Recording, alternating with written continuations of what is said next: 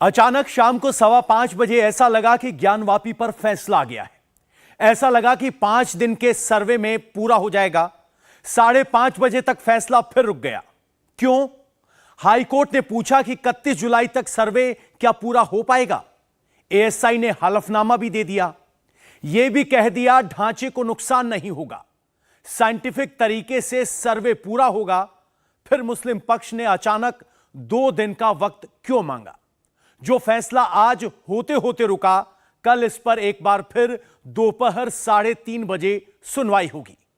इन सब के बीच सबसे इंटरेस्टिंग बात, काशी में फैसला होना है। उधर योगी आदित्यनाथ वृंदावन पहुंचे हैं। क्यों पहुंचे? काशी से मथुरा तक जिस बात की चर्चा है, हिंदू में भी है, मुस्लिम में भी है। पूरा सिलसिला क्या है, आपको समझाते हैं।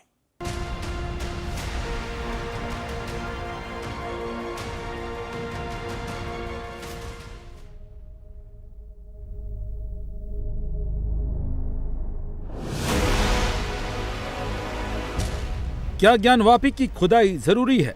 हिंदू पक्ष का सर्वे और खुदाई पर क्यों जोर है? क्या बिना खुदाई सबूत नहीं मिलेंगे?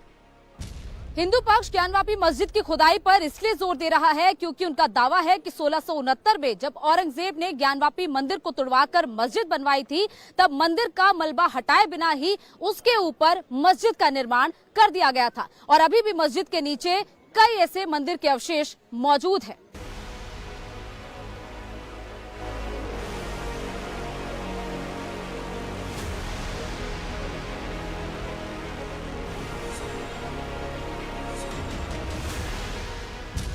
क्या सर्वे से सच बाहर आ जाएगा? एएसआई सर्वे क्यों नहीं चाहता है मुस्लिम पक्ष? क्या सर्वे हुआ तो मस्जिद गिर जाएगी? मुस्लिम पक्ष को डर है कि एएसआई अपने सर्वे में खुदाई करेगी और मस्जिद गिर जाएगी। लेकिन एएसआई एक प्रोफेशनल संस्था है जो कई ऐतिहासिक इमारतों का संरक्षण और सर्वेक्षण करती आई है। एएसआई को पता है कि इमारत को कहां तक खोदना है, किस तकनीक का इस्तेमाल करना है और सर्वे कैसे किया जाना है, वो भी इमारत को बिना नुकसान पहुंचाए। ऐसे में इमारत के गिरने का तो सवाल ही पैदा नहीं होता।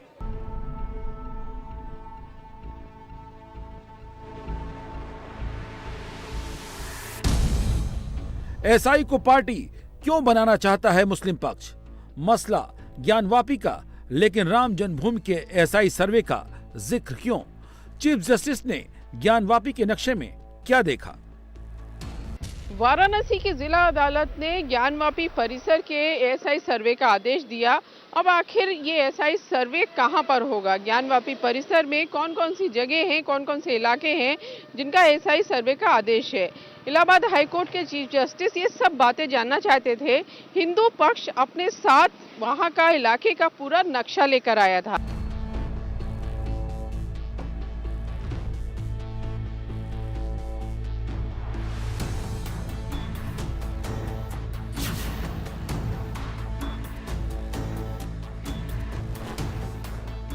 जब से सुप्रीम कोर्ट ने ज्ञानवापी में सर्वे पर आज शाम तक के लिए रोक लगाई और हाईकोर्ट में सर्वे के सवाल पर बहस चल रही है, उसके बाद से ये सारे सवाल हमारे, आपके, सबके ज़हन में उठ रहे हैं, जिनका जवाब हर कोई जानना चाहता है।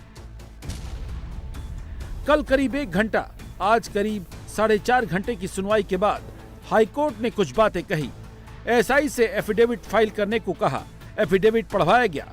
ये सब सुनने के बाद मुस्लिम पक्ष ने कल के लिए और वक्त मांगा है। तब तक यानी कल तक जिला कोर्ट के ऑर्डर पर रोक लगी रहेगी। कल दोपहर 3:30 बजे फिर से सुनवाई होगी। मतलब ये है कि कल भी ज्ञानवापी में सर्वे नहीं होगा। मैंने वही बताया, एएसआई की टीम नहीं आई थी, एग्जैक्ट बताया वही बात। अगर मैं आपको बता रहा हूँ कि एडिशनल डायरेक्टर एएसआई के आए थे और उन्होंने एफिडेविट फाइल किया ये कहते हुए कि स्ट्रक्चर को बिना डैमेज पहुंचाए हुए ये सर्वे कंडक्ट कर सकते हैं। और कल दोबारा, क्योंकि जो मुस्लिम साइड के वकील थे अंजुमन इंतजामिया के, उन्होंने समय मांगा था इस एफिडेविट पे अपना जवाब या कुछ भी पढ़ने के लिए, तो कल दोबारा 3:30 बजे से रखा गया। सुप्रीम कोर्ट ने वजूखाने के हिस्से को सील किया हुआ है। उसको छोड़कर ज्ञानवापी के हिस्से पर सर्वे की बात हिंदू पक्ष कर रहा है। इसी को लेकर जिला कोर्ट ने सर्वे का आदेश भी दिया था, जिस पर हाई कोर्ट में बहस चल रही है, सर्वे होगा या नहीं। 9 मंडपों में से 3 मंडप बचे हैं जिन्हें मस्जिद के गुंबद से ढक देने का दावा किया जाता है, जिसे हिंदू पक्ष मंदिर का सबसे बड़ा सबूत बताता है। बाकी के 6 मंडप जो वजूद में नहीं हैं, उनके नीचे के सर्वे की बात हो रही है। इसके अलावा पश्चिम दीवार के पास सर्वे चाहता है हिंदू पक्ष। जिला कोर्ट के आदेश में भी वजूखाना छोड़कर ज्ञानवापी परिसर के सर्वे का आदेश दिया गया था। अब अगर हाईकोर्ट से एएसआई को सर्वे का आदेश मिलेगा तो इन तीनों गुंबदों के नीचे जीपीआर तकनीक का इस्तेमाल करके मंदिर या मस्जिद की सच्चाई का पता लगाया जाएगा। हिंदू पक्ष का दावा है कि मस्जिद के तीनों गुंबदों के नीचे की जमीन खोखली है। उसके नीचे मंदिर के तहखाने हो सकते हैं, जिसमें मंदिर से जुड़ा हुआ काफी सामान मिल सकता है। इसके अलावा मस्जिद की पश्चिमी दीवार पर मंदिर के 3 मंडप मौजूद थे। उन्हीं 3 मंडपों को जब तोड़ा गया तो उसका मलबा भी मंदिर की पश्चिमी दीवार के पास मौजूद हो सकता है, इसीलिए वहां की खुदाई जरूरी है। फिलहाल मुस्लिम पक्ष सर्वे के पक्ष में नहीं है, जबकि हिंदू पक्ष सर्वे के पक्ष में है। मुस्लिम पक्ष खुदाई के पक्ष में नहीं है, जबकि खुदाई पर भी हिंदू पक्ष का जोर है। हिंदू पक्ष इसीलिए बार बार सर्वे की मांग करता आ रहा है, जबकि मुस्लिम पक्ष सवाल खड़े करते रहा है। हाईकोर्ट में भी आज यही हुआ। चीफ जस्टिस ने सर्वे की जानकारी के लिए एएसआई के एक्सपर्ट को बुलाया था। कोर्ट ने एएसआई से पूछा कितना काम हुआ सर्वे का और कितना बचा है। एएसआई के एडिशनल डायरेक्टर ने चीफ जस्टिस को बताया कि 24 जुलाई को 9 बजे सर्वे शुरू किया था। चीफ जस्टिस ने पूछा कि कितना काम हुआ। कोर्ट ने कहा ऐसा लग रहा है कि सिर्फ 5% काम हो पाया है। बिना ढांचा डैमेज किए 31 जुलाई तक काम पूरा करने की बात कही, जिसके जवाब में एएसआई ने कहा कोशिश करेंगे। इस पर कोर्ट ने कहा कोशिश नहीं, पूरा 31 जुलाई तक कीजिए। एएसआई से ये सवाल जवाब सीधे सीधे कर रहे थे। इस बीच एएसआई से एफिडेविट भी जमा करने को कहा गया, जिसमें एएसआई ने कोर्ट से कहा स्ट्रक्चर को कोई नुकसान नहीं होगा। कानपुर आईआईटी की टीम रडार सर्वे और जीपीआर सर्वे के लिए बुलाई जाएगी। कोर्ट ने फैसला नहीं सुनाया था, लेकिन मुस्लिम पक्ष ने यह सब सुनने के बाद कुछ तकनीकी मदद चाहिए, इसलिए कुछ वक्त की मांग की। जब भी किसी ऐतिहासिक इमारत का इतिहास पता लगाया जाना होता है तो उसका तकनीकी सर्वे किया जाता है। इसके लिए अलग अलग तकनीक जैसे जीपीआर, कार्बन डेटिंग का इस्तेमाल किया जाता है, जिसके जरिए ये पता लगाया जाता है कि वो इमारत कितनी पुरानी है, उस इमारत में इस्तेमाल किया गया पत्थर, मिट्टी, ईंट, ये सब कितना पुराना है और किस समय को बिलोंग करता है। ऐसे में सर्वे की बात कल्पना नहीं बल्कि सच्चाई है। मुस्लिम पक्ष सर्वे का विरोध क्यों कर रहा है? क्या सर्वे से सच बाहर आ जाएगा, इस बात की आशंका है। एएसआई सर्वे क्यों नहीं चाहता है मुस्लिम पक्ष? क्या इसलिए कि मस्जिद को नुकसान होगा? सच क्या है, समझते हैं। हिंदू पक्ष का मानना है कि जो सबूत उन्होंने अपनी आंखों से देखे, जिसमें त्रिशूल, घंटियां, कमल का फूल और दीवार पर लिखे हुए श्लोक हैं, अगर उनका तकनीकी सर्वे होता है तो सच्चाई सबके सामने आ जाएगी कि ये सभी निशान मंदिर से जुड़े हुए हैं। इसके अलावा मंदिर का जो बचा हुआ हिस्सा, उसकी इमारत और मस्जिद की मौजूदा इमारत, दोनों का अगर जीपीआर और कार्बन डेटिंग के जरिए सर्वे किया जाता है तो पता चल जाएगा कि आखिर दोनों का टाइम डिफरेंस क्या है। और यही वजह है, हिंदू पक्ष का आरोप है कि मुस्लिम पक्ष सर्वे से डर रहा है।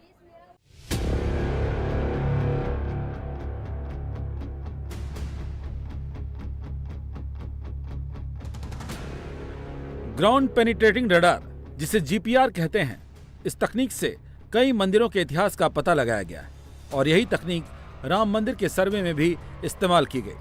चीफ जस्टिस के सामने भी जब एएसआई का जिक्र हुआ तो राम जन्मभूमि के सर्वे की भी बात की गई। दरअसल इलाहाबाद हाईकोर्ट में ज्ञानवापी परिसर में एएसआई सर्वे के मामले में आज करीब 4.5 घंटा सुनवाई चली और पूरी सुनवाई में चीफ जस्टिस बार बार ये बात पूछ रहे थे, बार बार ये सवाल कर रहे थे कि एएसआई सर्वे से ज्ञानवापी परिसर को कोई नुकसान तो नहीं होगा, ये सर्वे कैसे किया जाता है। इस पर हिंदू पक्ष के वकील विष्णु शंकर जैन ने चीफ जस्टिस को बताया कि अयोध्या में राम जन्मभूमि मामले में एएसआई का सर्वे हुआ था, वहां पे किस तरह से जीपीआर सर्वे हुआ था और किस तरह से खुदाई हुई थी, पूरी डिटेल चीफ जस्टिस को बताए गए। एएसआई बिना ढांचे को नुकसान पहुंचाए सर्वे का भरोसा दे रही है, तो उसकी वजह यही साइंटिफिक सर्वे है, जिसमें जीपीआर तकनीक का अहम रोल है। क्या होता है जीपीआर, जान लेते हैं। ग्राउंड पेनिट्रेटिंग रडार एक भूभौतिकी तरीका है। इस तकनीक से कंक्रीट, तारकोल, धातु, पाइप, केबल या चिनाई जैसे ढांचे का सर्वे करते हैं। बिना खुदाई कराए जमीन से 15 मीटर नीचे तक की सभी जानकारियां आसानी से मिल जाती हैं। ऐसे में ज्ञानवापी परिसर के सर्वे में ये तकनीक अपनी भूमिका निभा सकती है। अगर ज्ञानवापी में खुदाई नहीं होती है तो जीपीआर कारगर साबित होगी। 1 किलोमीटर के जीपीआर सर्वे पर करीब 10,000 रुपए तक का खर्च आता है। इसमें किसी तरह के ऐसे क्षेत्र को कोई भी नुकसान नहीं होता। हिंदू पक्ष का यह मानना है कि मुस्लिम पक्ष को इस बात का डर है कि अगर तकनीकी सर्वे हुआ तो राज सबके सामने खुल जाएगा।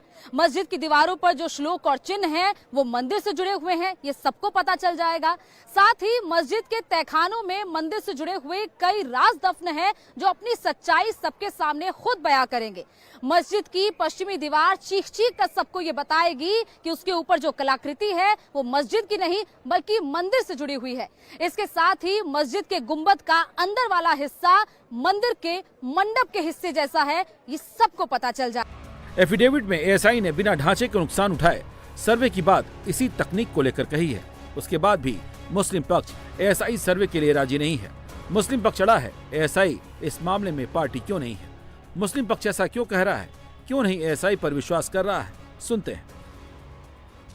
आज कोर्ट में मुस्लिम पक्ष की तरफ से लगातार ये सवाल उठाया गया कि एएसआई को इस मामले में पार्टी क्यों नहीं बनाया गया। इसके जवाब में हिंदू पक्ष ने कहा कि एएसआई एक एक्सपर्ट है, एक्सपर्ट को सूट में पार्टी बनाया जाना जरूरी नहीं होता, उसका काम सिर्फ कोर्ट को ओपिनियन देना है। वहीं कानून के जानकार मानते हैं कि एएसआई केंद्र सरकार के अंडर आती है।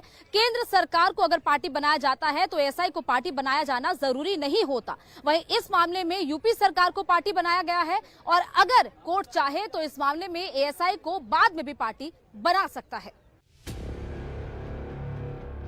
मामला बहुत सेंसिटिव है। चीफ जस्टिस भी हर तरह से क्लियरिटी चाह रहे हैं, दोनों पक्ष को सुन रहे हैं, दोनों को मौका दे रहे हैं। इसीलिए सर्वे जरूरी है या नहीं ये जानने के लिए ज्ञानवापी के नक्शे को भी मंगवाया और बारीकी से समझा। नक्शे में चीफ जस्टिस ने क्या देखा। हिंदू पक्ष के वकील विष्णु शंकर जैन ने चीफ जस्टिस को ये पूरा नक्शा दिखाया और नक्शे में बताया कि जो सर्वे है वो कहां-कहां पर किया जाएगा। इस पूरे मामले में जो काशी विश्वनाथ कॉरिडोर है उसके बारे में भी चीफ जस्टिस को बताया गया और काशी विश्वनाथ मंदिर किस तरफ पड़ता है इसकी भी जानकारी दी गई। 24 में चुनाव है, माहौल बनने लगा है। काशी का मामला हेडलाइन में है। उधर अयोध्या में मंदिर का काम जोरों पर है। इधर वृंदावन मथुरा की भी तस्वीरें दिखने लगी हैं। 24 के चुनाव से पहले अयोध्या में राम मंदिर का बनना तय है। 24 के चुनाव से पहले अयोध्या में राम मंदिर बन जाएगा, जिसकी तारीख भी आ गई है। ट्रस्ट ने अगले साल जनवरी में मंदिर के गर्भगृह में भगवान राम की मूर्ति की प्राण प्रतिष्ठा की बात कही है। इसके बाबत प्रधानमंत्री नरेंद्र मोदी को निमंत्रण भी भेज दिया गया है। ट्रस्ट ने निर्णय लिया है कि प्राण प्रतिष्ठा 15 जनवरी से 24 जनवरी के बीच किसी भी दिन की जा सकती है। तारीख को पीएम के कार्यक्रम के हिसाब से अंतिम रूप दिया जाएगा। जैसे ही ये खबर आई, अयोध्या में 20 से 24 जनवरी यानी 5 दिनों के लिए कमरे बुक हो गए हैं। अब तक करीब 4000 कमरे बुक हो चुके हैं।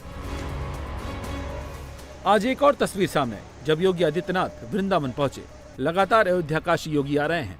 आज भी उन्होंने बांके बिहारी का दर्शन किया और संदेश बढ़ा दिया। इंडिया टीवी हर वक्त हर जगह डाउनलोड करने के लिए सर्च करें India TV news Google play store या ऐप स्टोर पर।